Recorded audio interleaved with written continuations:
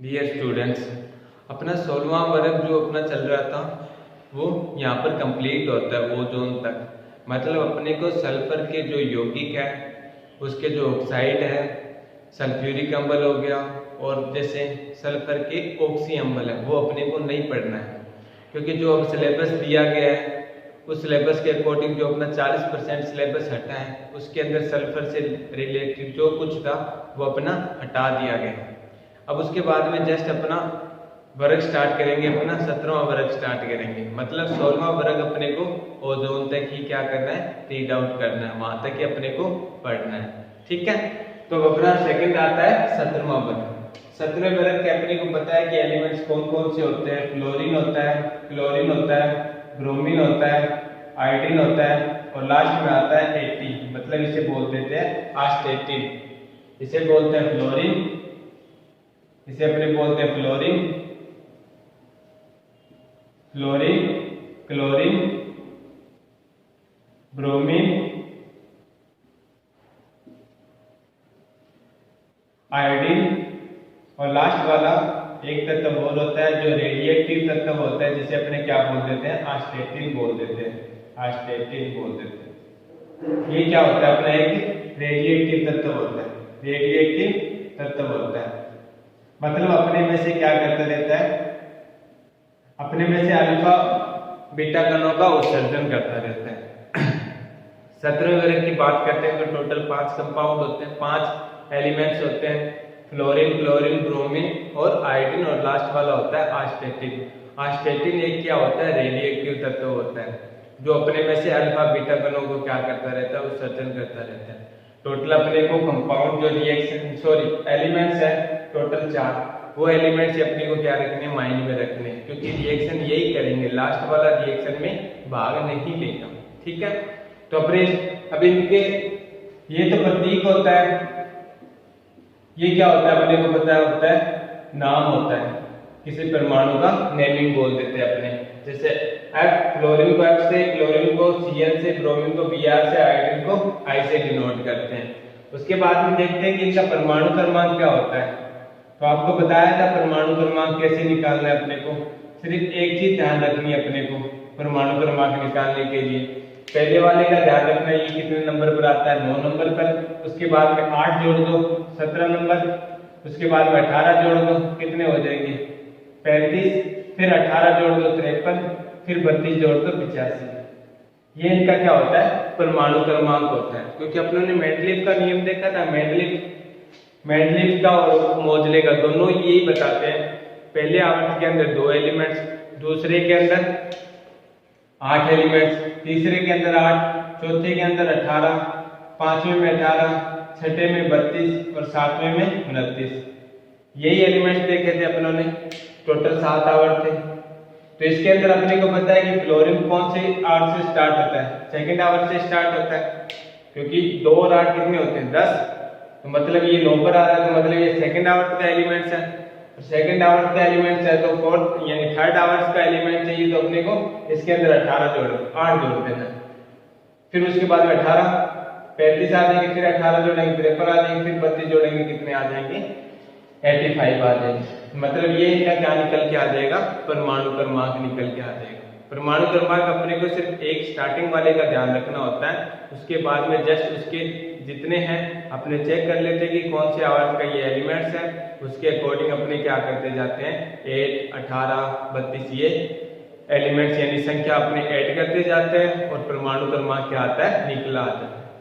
तो आपको आयोडीन का परमाणु क्रमांक पूछे तो 53, आस्टेटिन का पूछे तो 85 और उसी प्रकार से ब्रोमीन का पूछे तो 35 और क्लोरीन का पूछे तो 17। ये क्या होते हैं, इनके परमाणु क्रमांक होता है। फिर आता है इनके इलेक्ट्रॉनीय विन्यास क्या होता है। तो इलेक्ट्रॉनीय विन्यास निकालने के लिए अपने को करना क्या है, अपने को पता है कि इनका इलेक्ट्रॉनीय विन्यास चेकआउट करेंगे तो इनका सामान्य इलेक्ट्रॉनीय विन्यास NH2Np5 निकलेगा। जैसे 16वें में देखा था तो 4, 15वें में देखा था तो Np में 3 थे, उसी प्रकार से अब 17वां आ गया। मतलब नोबल गैस से एक इलेक्ट्रॉन ही कम है नोबल गैस की तरह इलेक्ट्रॉनीय विन्यास हासिल होने के लिए। तो इनका इलेक्ट्रॉनीय विन्यास 17वें वर्ग का है, टोटल 18 वर्ग होता है। तो पता है 18वें वर्ग का लास्ट वाला जो इलेक्ट्रॉनीय विन्यास होता है वो कौन सा होता है, NH2 Np6 हो जाएगा। ये 18वें वर्ग का हो जाएगा। तो अपने 17वें वर्ग की बात करें तो 17वें वर्ग में अपने को ये चीज ध्यान रखना है, चाहे फ्लोरीन का पूछ ले, क्लोरीन का, ब्रोमीन का, आयोडीन का, किसी का भी पूछ ले, अपने को बस p ऑर्बिटल में 5 इलेक्ट्रॉन रखने होंगे और उससे पहले s ऑर्बिटल के सारे इलेक्ट्रॉन, जो 2 इलेक्ट्रॉन आते हैं उसे पूरा भर के रखना होगा। जैसे आपसे पूछ ले क्लोरीन का पूछ ले तो 1s2 2s2 2p की 5, मतलब NH2 यानी n का मतलब n दोनों समान होंगे, n यहाँ पर 2 है, यहाँ पर भी 2 है, तो इसलिए मतलब n दोनों समान है। यहाँ पर इसे क्या बोलते हैं, अपने संयोजकता कोष बोलते हैं, संयोजकता कोष बोल देते हैं। संयोजकता क्या बोल देते हैं, इसे अपने संयोजकता कोष बोल देते हैं। NH2Np5 होगा। अब यहाँ पर ये तो मैंने किसका लिख रखा है, एक बार उत्कर्ष गैस का लिख रखा है। अब अपना लिख दिया यहाँ पर, ये किसका हो गया, हलोजन वर्ग का होगा। मतलब हलोजन वर्ग में अपने को ये चीज ध्यान में रखनी है कि NH2 होगा और Np5 होगा। n का मतलब यहाँ पर आवर्त की संख्या को डिनोट करेगा कि कौन सी आवर्त का ये एलिमेंट्स है, ठीक है। तो यहाँ पर N2, यहाँ पर N2, मतलब NH2 Np5, मतलब 2s2 2p5 आ गया। उसी प्रकार से अपने किसका, क्लोरीन का लिखेंगे तो क्लोरीन के लिए अपने पहले यहाँ पर क्या लिख देंगे, नियोन पूरा भरा हुआ दिखा देंगे, उसके बाद में 3s2 3p5। उसी प्रकार से अपने किसका ब्रोमीन का लिखेंगे तो ब्रोमीन से पहले आर्गन पूरा भरा हुआ दिखा देंगे, उसके बाद में 4s2, फिर अपने को पता है 3d10 आते हैं, उसके बाद में 4p5, ये देखो 4 4। उसके बाद में आर्गन के बाद में अपने को पता है, आर्गन के बाद में क्रिप्टोन आता है तो Kr पूरा भरा हुआ दिखा देंगे, उसके बाद में 5s2 4d10 और उसके बाद में क्या लिखेंगे 5p5, 5 और 5। उससे पहले अपने को पता है कि 4d में 4 के अंदर यानी डी कक्षक में 10 इलेक्ट्रॉन भर के दिखाने होंगे अपने को, क्योंकि अपने को पता है ना कि जो डी यानी डी ब्लॉक के एलिमेंट्स होते हैं वो कौन से आवर्त से स्टार्ट होते हैं, 4th आवर्त से स्टार्ट होते हैं, 4th आवर्त से स्टार्ट होते हैं। और कौन से 4th आवर्त में से 3d श्रेणी स्टार्ट होती है, 5th आवर्त में से 4d श्रेणी स्टार्ट होती है और 6th आवर्त में से 5d श्रेणी स्टार्ट होती है। ये चीज अपने को पता है ना, क्योंकि अपने ने डी ऑर्बिटल पढ़ चुके हैं। तो 4th, यहाँ से मैंने 4th क्या किया था, 4th आवर स्टार्ट किया था, उसके अंदर मैंने 3d श्रेणी पूरी भरी हुई दिखा दी। फिर मैंने 5th आवर स्टार्ट किया था, उसके अंदर मैंने 4d श्रेणी पूरा भरा हुआ दिखा दिया। इसी प्रकार से लास्ट में क्या हो जाए, क्रिप्टोन के बाद में जिनोन आता है, जिनोन लिख दूंगा। आर्सेनिक का इलेक्ट्रॉनीय विन्यास पूछेगा तो 6s2 लिख दूंगा। अपने को पता है कि 6 आवर्त में लेंथेनोइड श्रेणी भी स्टार्ट हो जाती है, तो यहाँ पर 4f 14, फिर 5d 10, उसके बाद में 6p5, मतलब ये n दोनों समान है, NH2 Np5। n यहाँ पर क्या है 6 है और यहाँ पर क्या है n यहाँ पर भी 6 है, मतलब ये कौन से आवर्त का एलिमेंट्स है, तो ये 6 आवर्त का एलिमेंट्स है, ये 6 आवर्त का एलिमेंट्स है। 6 आवर्त में 4 यानी 5d श्रेणी स्टार्ट होती है तो वो पूरी भरी हुई दिखा दी मैंने। 6 आवर्त के अंदर ही लेंथेनोइड श्रेणी भी स्टार्ट होती है, तो इसलिए मैंने यहाँ पर क्या दिखा दिया, 4f के जो 14 इलेक्ट्रॉन है वो भी फुलफिल करके दिखा दिया। यही अपने को इलेक्ट्रॉनीय विन्यास माइंड में रखना है।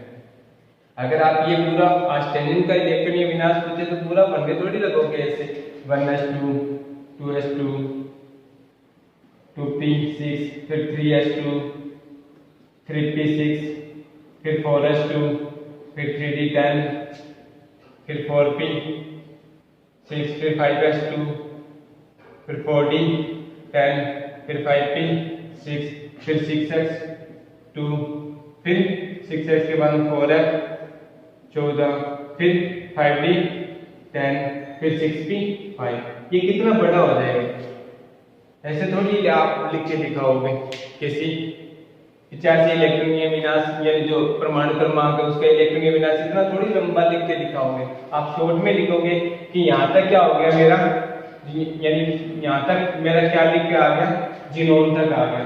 यानी जिनोन तक क्यों आ गया, क्योंकि 4s और 4p यानी सॉरी 5s2 और 5p6 मतलब 5d श्रेणी के अंदर 5वें आवर्त के अंदर कौन सा आता है, जिनोन आता है। तो वो पूरा भरा हुआ मैंने दिखा दिया। उसके बाद में जो आगे आते हैं वो दिखा दिए मैंने, ठीक है। तो ये थोड़े से आपको ध्यान रखना है कि 6 जो अष्टनी का वो 6 आवर्त का एलिमेंट्स है। 6 आवर्त का एलिमेंट होने के साथ साथ में अपने को पता है कि 6 आवर्त में 4f यानी लैंथोनॉइड श्रेणी स्टार्ट हो जाती है। उसके इलेक्ट्रॉनीय विन्यास पूरा 14 के 14 भर के दिखा देने हैं। 6 आवर्त के अंदर ही अपने को पता है कि 5d श्रेणी भी प्रेजेंट होती है, उसके 10 इलेक्ट्रॉन भर के दिखा दिए। उसके बाद में मैंने क्या किया, 6b 5 लिख के दिखा दिया। ओहम का नियम देखोगे तो ओहम का नियम भी यही कहता है कि इलेक्ट्रॉनीय विन्यास किस टाइप से फिल करने हैं। कक्षों की उनकी बढ़ती ऊर्जा के क्रम में बनने होते हैं और कक्षों की ऊर्जा का क्रम इसी प्रकार से लिखा हुआ मिलेगा आपको। तो कक्षों की ऊर्जा का क्रम इसी प्रकार से है और इसी प्रकार से अपने को क्या करना है, इलेक्ट्रॉनीय विन्यास बनना है। मतलब 6 के बाद में 4f भरे जाते हैं, 4f के बाद में 5d, 5d के बाद में 6p। तो अपने को 6 आवर्त का एलिमेंट देखना है जो कौन सा है, आर्सेनिक है। और उसका इलेक्ट्रॉनीय विन्यास बनने के लिए अपने को पता है कि इससे पहले जिनोन आती है, क्योंकि यहाँ पर क्या आ गया, नियोन, आर्गन, क्रिप्टोन और जिनोन। जिनोन तक इलेक्ट्रॉनीय विन्यास भर के दिखा दिया। उसके बाद में ये जो इतना रहा मेरा वो मैंने यहाँ पर लिख दिया कि ये किसका होता है, आर्सेनिक का इलेक्ट्रॉनीय विन्यास होता है, ठीक है। तो ये परमाणु क्रमांक होता है, इनका परमाणु क्रमांक ध्यान में रखना और साथ में इनका इलेक्ट्रॉनीय विन्यास ध्यान में रखना। इलेक्ट्रॉनीय विन्यास ध्यान में रखने की तो कोई चीज ही नहीं है, सिर्फ अपने को लास्ट वाले संयोजकता कोष में बस P5 दिखाना है और S कितने दिखाने हैं, पूरे भरे हुए दिखाने हैं। जैसे M 2 2 3 3 4 4 5 5 6 6 ये N है। NS2 NP5 बोला था ना मैं, तो N यहाँ पर 6, यहाँ पर भी N 6। N किसको डिनोट करता है, आवर्त को डिनोट करता है, ठीक है। तो ये फ्लोरीन, क्लोरीन, ब्रोमीन, आयोडीन, इनका क्या हो गया, इलेक्ट्रॉनीय विन्यास परमाणु क्रमांक हो गया। अब इसके बाद में नेक्स्ट आता है इनकी उपलब्धता की, ये नेचर के अंदर कहाँ कहाँ पाए जाते हैं।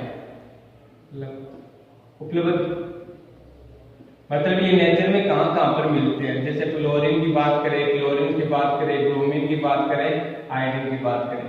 लास्ट वाला तो आपको बता चुका हूं मैं, एक रेडिएटिव तत्व है और रेडिएटिव तत्व होने के कारण इसकी जो अपने को पढ़ना होगा तो वो अपने क्वांटम यांत्रिकी में पढ़ते हैं। यानी भौतिकी फिजिक्स होता है, फिजिक्स के अंदर यांत्रिकी फिजिक्स होता है, उसके अंदर क्या किया जाता है, इनकी स्टडी की जाती है। तो फ्लोरीन होता है, ये नेचर के अंदर अपने कह सकते हैं कि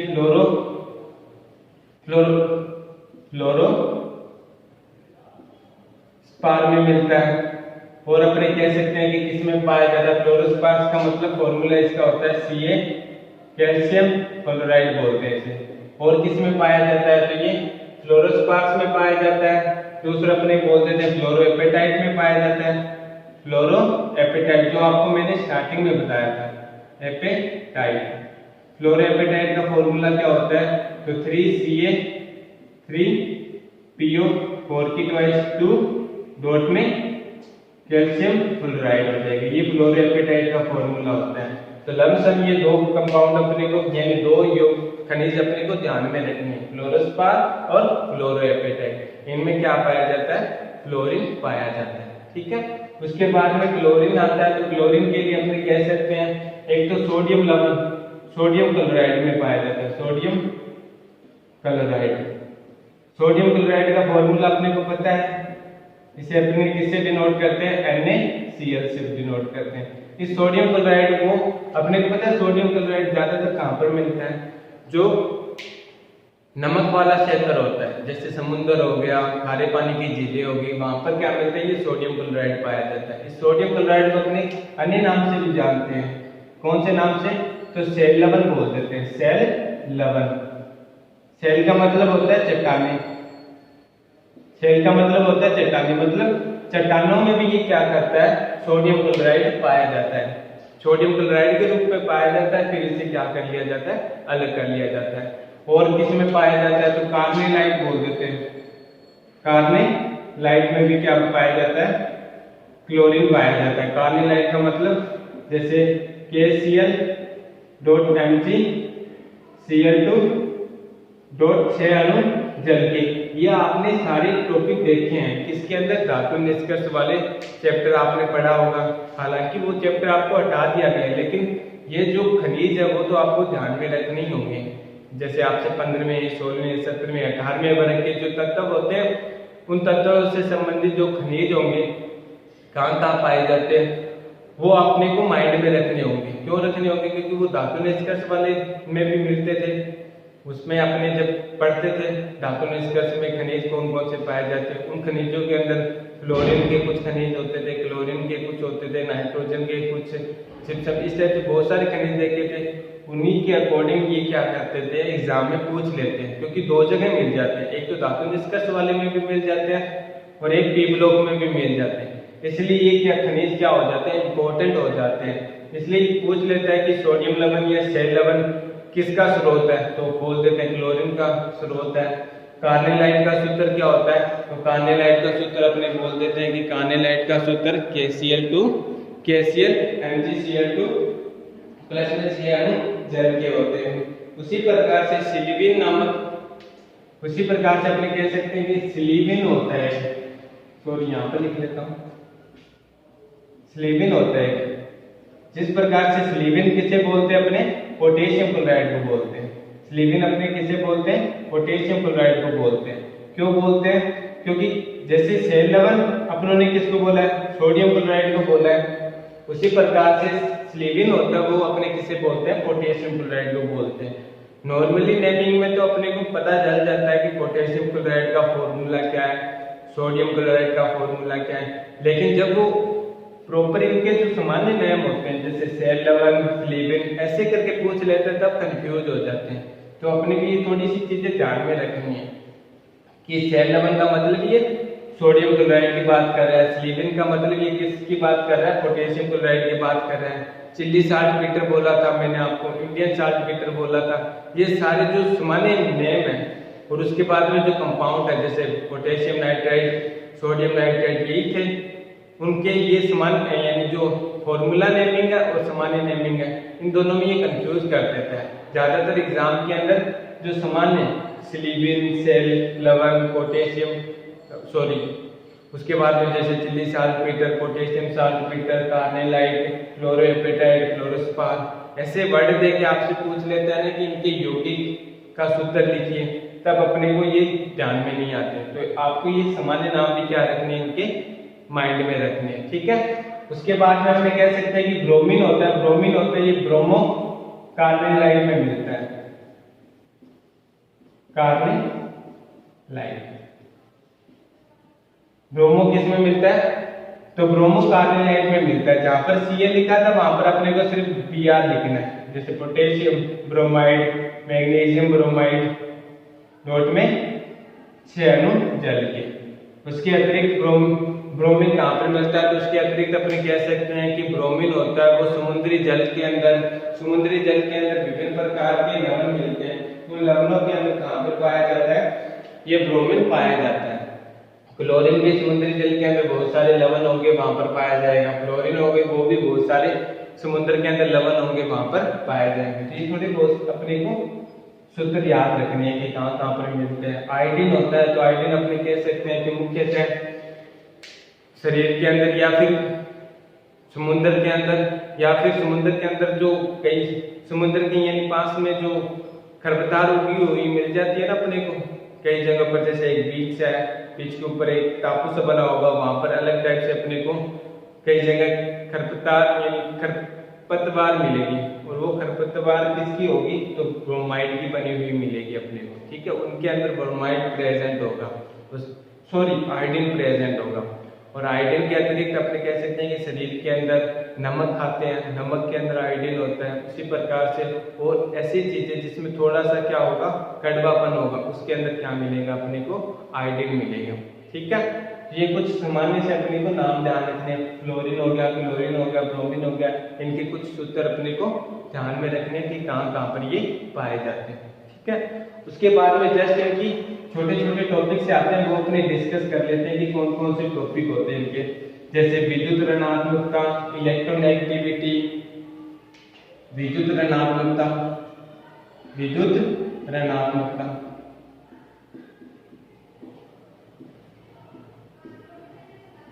आयनन एंथैल्पी, आयनन एंथैल्पी, और लास्ट में अपनी परमाणविक त्रिज्या।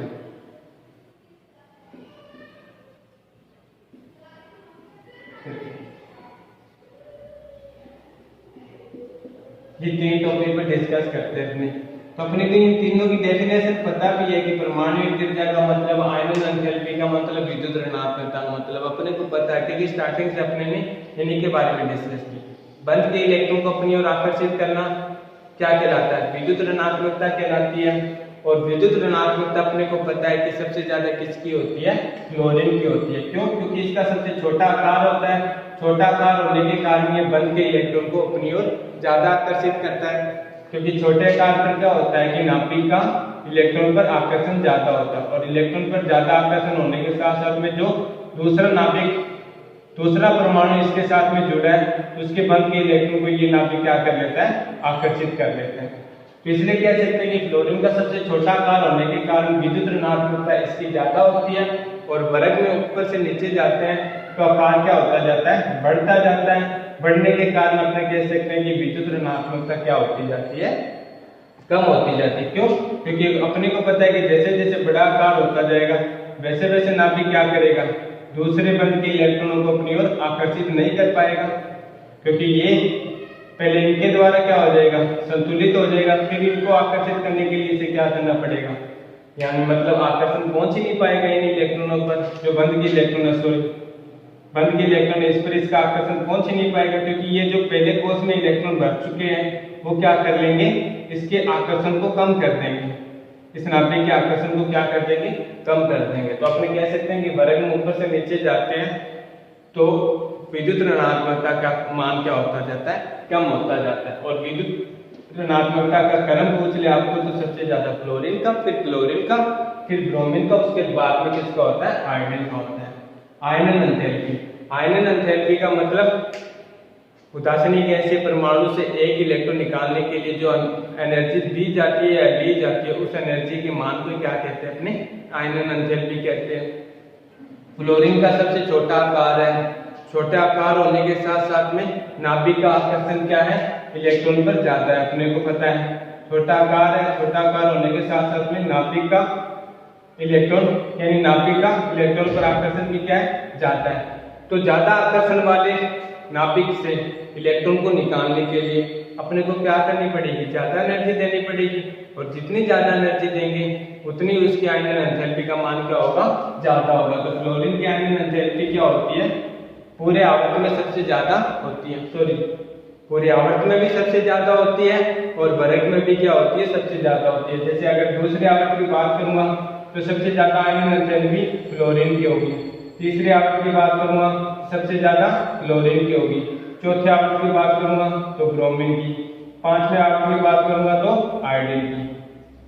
मतलब आवर्त के अंदर देखते हैं तो सबसे ज्यादा आवर्त में जो आयनन एंथैल्पी रखता है वो लास्ट वाला यानी 17वें वर्ग के एलिमेंट्स रखते हैं। जैसे अगर दूसरे आवर्त की बात करूंगा तो 17वें वर्ग का एलिमेंट्स कौन सा होगा? फ्लोरीन। तीसरे आवर्त की बात करूंगा तो 17वें वर्ग का एलिमेंट्स कौन सा होगा? क्लोरीन होगा। यही क्या रखेंगे? सबसे ज्यादा आयनन एंथैल्पी रखेंगे। क्यों रखेंगे? क्योंकि इनका इलेक्ट्रॉनीय विन्यास NH2 NP5 होता है। इनको सिर्फ एक इलेक्ट्रॉन ही चाहिए। एक इलेक्ट्रॉन अगर इनको मिल जाए तो क्या हो जाता है? इनका इलेक्ट्रॉनीय विन्यास नोबल गैस की तरह समान हो जाता है। तो ये इलेक्ट्रॉन लेने की प्रवृत्ति ज्यादा रखेंगे, देने की प्रवृत्ति सबसे कम रखेंगे। क्यों? क्योंकि साथ में इनका इलेक्ट्रॉनीय विन्यास किसके समान करना चाहती है? नोबल गैस की तरह करना चाहते हैं। और दूसरा अपने कह सकते हैं कि इनका साइज क्या होता है? पूरे आवर्त में सबसे छोटा होता है। जैसे दूसरे आवर्त में सबसे छोटा आकार किसका? क्लोरीन का। तीसरे आवर्त में सबसे छोटा आकार क्लोरीन का। तो अपने को पता है कि जिसका जितना ज्यादा छोटा आकार होगा उससे उतने ही इलेक्ट्रॉन को निकालने के लिए ज्यादा एनर्जी देनी पड़ेगी। तो अपने अगर 17वें वर्ग की बात करते हैं तो फ्लोरीन की आयनन एंथैल्पी सबसे ज्यादा, क्योंकि सबसे छोटा आकार है। फिर वर्ग में ऊपर से नीचे जाते तो आकार बढ़ता है। जैसे ये क्या था? फ्लोरीन। इसके बाद ये क्या था? क्लोरीन। तो इन पर क्या होगा? अपने को क्या करना है? बाह्य कोश से इलेक्ट्रॉन निकालना है। तो अपने कह सकते हैं आकर्षण थोड़ा कम हो जाएगा। क्यों? क्योंकि ये जो पहला कोश है ये नाभिक के आकर्षण को क्या कर लेगा? बांध देगा, संतुलित कर देगा। अब इस नाभिक का इन इलेक्ट्रॉनों पर आकर्षण इतना नहीं रह पाएगा, जिसके कारण कह देंगे कि आयनन एंथैल्पी क्या हो जाएगी, कम हो जाएगी। तो ब्रोमीन की फिर आयोडीन। ठीक है, अगर आवर्त की भी बात करें ना आपसे, तो ध्यान रखना आवर्त में भी अब आपसे पूछ ले कि तीसरे आवर्त में सबसे ज्यादा आयनन एंथैल्पी किसकी होती है, तो तीसरे आवर्त में सबसे ज्यादा क्लोरीन, क्योंकि आवर्त में भी सबसे लास्ट वाला छोटा आकार में ये कौन बैठा रहेगा, 17वां वर्ग का एलिमेंट ही छोटा आकार लेके बैठेगा। दूसरे आवर्त में फ्लोरीन हो जाता है, जैसे तीसरे में क्लोरीन हो जाता है। ये थोड़ी सी चीजें भी क्या रखना, ध्यान में रखना। उसके बाद में आता है परमाणविक त्रिज्या, और परमाणविक त्रिज्या का मतलब भी अपने को पता है कि नाभिक का बाह्यतम कोश के बीच की दूरी क्या कहलाती है, परमाणविक त्रिज्या कहलाती है। अपनों ने देखा था। और परमाणविक त्रिज्या का मतलब ही क्या होता है, परमाणविक क्या कहलाती है, परमाणविक त्रिज्या कहलाती है। और परमाणविक त्रिज्या का मतलब ही होता है कि परमाणु का आकार, और परमाणु का आकार अपने को पता है कि वर्ग में ऊपर से नीचे जाएंगे तो बढ़ेगा ही, क्यों, क्योंकि कोषों की संख्या बढ़ेगी, कोषों की संख्या बढ़ेगी तो सबसे ज्यादा परमाणविक त्रिज्या 17वें वर्ग में किसकी होगी, तो अपने कह देंगे कि आयोडीन की होगी, उसके बाद में ब्रोमीन की होगी, फिर क्लोरीन की होगी, फिर फ्लोरीन की होगी। फ्लोरीन का आकार सबसे छोटा होता है। उसी प्रकार से आपसे पूछ ले कि इनकी आयनिक त्रिज्या, तो आयनिक त्रिज्या में क्या होगा, इलेक्ट्रॉन को ग्रहण करेंगे, एक एक इलेक्ट्रॉन को, एक इलेक्ट्रॉन लगा दिया ब्रोमीन, इस पर भी माइनस, क्लोरीन पर भी माइनस, और उसी प्रकार से फ्लोरीन पर भी माइनस। ये क्या हो जाएगी, इनकी आणविक त्रिज्या हो जाएगी, आयनिक त्रिज्या हो जाएगी, आयनिक त्रिज्या, या फिर बोल देगा आयनिक आकार। आयनिक आकार भी सेम ही रखना है। आयनिक आकार में किया क्या, उन्होंने सिर्फ एक एक इलेक्ट्रॉन देके आयन ही बनाया है, और इलेक्ट्रॉन की लेने की प्रवृत्ति रखेंगे। लेने की प्रवृत्ति क्यों रखेंगे, क्योंकि अपने को पता है कि फ्लोरीन, क्लोरीन, ब्रोमीन, आयोडीन, ये जो वर्ग है इनका इलेक्ट्रॉनीय विन्यास NH2NP5 होता है, और ये मात्र एक इलेक्ट्रॉन लेकर किसके समान, नोबल गैस की तरह इलेक्ट्रॉनीय विन्यास करना चाहते हैं। तो इनका इलेक्ट्रॉनीय विन्यास नोबल गैस से एक कम होने के कारण ये हमेशा इलेक्ट्रॉन लेने की प्रवृत्ति रखेंगे, इसलिए इनकी आयनिक त्रिज्या बनेगी वो एक एक इलेक्ट्रॉन ग्रहण करने के बाद में बनेगी। ठीक है, और ये इनकी क्या होती है, परमाणविक त्रिज्या होती है। ठीक है, तो ये थोड़ी सी चीजें अपने को क्या रखनी है, ध्यान में रखनी है, विद्युत ऋणात्मकता, आयनन एंथैल्पी और परमाणविक त्रिज्या। उसके बाद में सेकंड आता है, एक छोटा सा टॉपिक रह जाता है अपना, इलेक्ट्रॉन लब्धि एंथैल्पी। इलेक्ट्रॉन लब्धि एंथैल्पी यानी अब अपने को क्या करना है, इलेक्ट्रॉन देना है, इलेक्ट्रॉन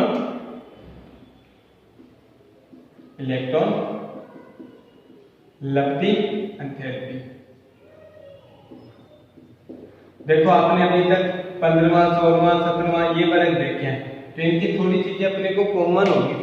आयनन एंथैल्पी, परमाणविक त्रिज्या, विद्युत ऋणात्मकता, इलेक्ट्रॉन लब्धि एंथैल्पी और परमाणु का आकार।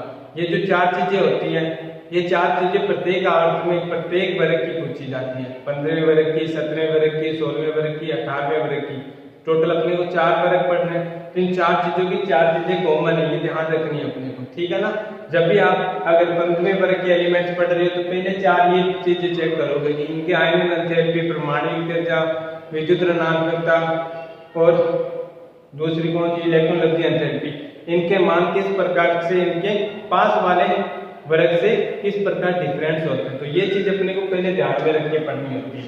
इलेक्ट्रॉन लब्धि एंथैल्पी का मतलब क्या होता है, एक इलेक्ट्रॉन को जोड़ना, एक इलेक्ट्रॉन या इससे अधिक इलेक्ट्रॉन को क्या करना, अपने को जोड़ना होता है।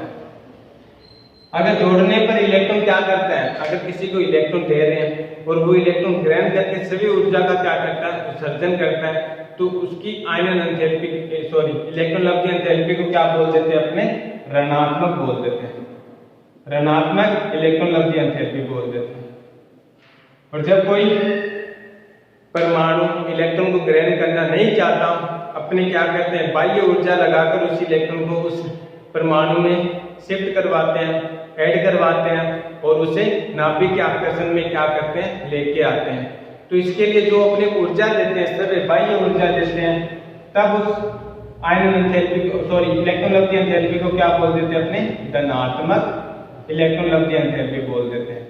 क्योंकि अपने को पता है कि जो 17वां वर्ग है, 17वें वर्ग के अंदर अपने को पता है NH2 MP5 होता है, MP5 होता है। और ये मात्र क्या करते हैं, इनको एक इलेक्ट्रॉन की आवश्यकता होती है। एक इलेक्ट्रॉन की आवश्यकता होने के कारण कह सकते हैं ना कि पूरे आवर्त के अंदर, जैसे दूसरा आवर्त है, तीसरा आवर्त है, चौथा आवर्त है, पांचवा, छठा, इसके अंदर जो फ्लोरीन, क्लोरीन, ब्रोमीन, आयोडीन और उसके बाद में लास्ट वाला कौन सा था, ये तो नहीं देखना अपने को, आज ट्रेनिंग को नहीं देखना, ये टोटल 4 देखने अपने को। तो फ्लोरीन की उसके आवर्त में जो इलेक्ट्रॉन लब्धि एंथैल्पी का मान है वो सबसे ज्यादा क्या होता है, ऋणात्मक होता है। दूसरे आवर्त के अंदर सबसे ज्यादा ऋणात्मक इलेक्ट्रॉन लब्धि एंथैल्पी कौन रखता है, तो फ्लोरीन रखता है। क्यों? क्योंकि ये क्या करता है, एक इलेक्ट्रॉन लेकर नियोन की तरह इलेक्ट्रॉन विन्यास करना चाहता है, और इलेक्ट्रॉन नियोन की तरह इलेक्ट्रॉन विन्यास करने के लिए और इसका आयनन एंथैल्पी सॉरी इलेक्ट्रॉन लेने की प्रवृत्ति क्या होगी, ज्यादा होगी, क्योंकि छोटा आकार है। छोटा आकार के अंदर अगर इलेक्ट्रॉन को ऐड कराएंगे तो हैंड टू हैंड वो क्या हो जाएगा, नाभिक के आकर्षण में आ जाएगा, और नाभिक के आकर्षण में आने के कारण इसकी जो इलेक्ट्रॉन लब्धि एंथैल्पी का मान है वो क्या हो जाएगा, ज्यादा ऋणात्मक हो जाएगा। मतलब समय क्या करेगा, आगे आएगा इलेक्ट्रॉन को लेने के लिए। क्यों? क्योंकि ये क्या करना चाहता है, नोबल गैस की तरह, मतलब नियोन की तरह इलेक्ट्रॉन विन्यास करना चाहता है। उसी प्रकार से तीसरे आवर्त की बात करेंगे तो सबसे ज्यादा ऋणात्मक इलेक्ट्रॉन लब्धि एंथैल्पी किसकी होगी, क्लोरीन की होगी। क्यों? क्योंकि ये सेम आर्गन की तरह इलेक्ट्रॉन विन्यास करना चाहेगा। उसी प्रकार से ब्रोमीन भी एक इलेक्ट्रॉन लेने की क्या रखेगा, ज्यादा प्रवृत्ति रखेगा। तो अपने कह सकते हैं कि आवर्त में जो ऋणात्मक इलेक्ट्रॉन लब्धि एंथैल्पी का मान होता है वो 17वें वर्ग के तत्वों का ही होता है। जैसे दूसरे आवर्त की बात करेगा तो फ्लोरीन, तीसरे की बात करेगा तो क्लोरीन। लेकिन जब वर्ग की बात करते हैं अपने, तो वर्ग की बात करते हैं तो थोड़ा सा अपवाद आ जाता है। जैसे आपको मैंने 16वें वर्ग में भी बताया था कि सबसे ज्यादा ऋणात्मक आयनन एंथैल्पी का मान क्लोरीन का होना चाहिए, फिर क्लोरीन का, फिर ब्रोमीन का, फिर आयोडीन का, ये होना चाहिए। लेकिन यहाँ पर क्लोरीन का सबसे ज्यादा निकल जाता है। क्यों? क्योंकि इसका रीजन आपको भी बता देता हूँ। इसका रीजन होता है कि जो क्लोरीन होता है उसका जब अपने इलेक्ट्रॉन विन्यास करते हैं तो एक पी कक्षक में कितने, 5 इलेक्ट्रॉन होते हैं। 5 इलेक्ट्रॉन होते हैं, उससे पहले एस कक्षक में क्या रहते हैं, 2 इलेक्ट्रॉन भरे हुए रहते हैं, 2s2 2p5। इन कक्षकों का आकार क्या होता है, छोटा होता है। इतना ज्यादा छोटा होता है आकार कि जो इलेक्ट्रॉन अपने ऐड कराएंगे इस कक्षक में एक इलेक्ट्रॉन, तो इन इलेक्ट्रॉन के बीच में क्या होगा, प्रतिकर्षण बहुत ज्यादा होगा। और प्रतिकर्षण बहुत ज्यादा होगा और इतने आसानी से ये क्या नहीं हो पाएंगे, ऐड नहीं हो पाएंगे। मतलब थोड़ी बहुत एनर्जी अपने को क्या करनी पड़ेगी, देनी पड़ेगी, जिसके कारण अपने कह सकते हैं कि इनकी जो इलेक्ट्रॉन लब्धि एंथैल्पी का मान है वो क्या आ जाएगा, कम ऋणात्मक आ जाएगा। कम ऋणात्मक आने का सिर्फ इतना सा रीजन रखना है अपने को कि साइज क्या होता है, इनका छोटा होता है। छोटा साइज होने के कारण इनमें जो इलेक्ट्रॉन ऐड करा रहे हैं वो क्या होता है, प्रतिकर्षित करता है। जबकि इधर अपने क्लोरीन की बात करते हैं ना, तो क्लोरीन में आकार थोड़ा सा बड़ा हो जाता है। ऐसे मत सोचना कि सर आयोडीन का आकार तो सबसे ज्यादा बड़ा है, तो अपने आयोडीन की इलेक्ट्रॉन लब्धि एंथैल्पी का मान क्या हो जाएगा, ज्यादा ऋणात्मक हो जाएगा। लेकिन अपने को 2 चीज ध्यान में रखनी है। पहले तो आकर्षण को, इलेक्ट्रॉन जो ऐड हो रहा है वो नाभिक के आकर्षण में होना चाहिए। दूसरा कि उनके बीच में प्रतिकर्षण कम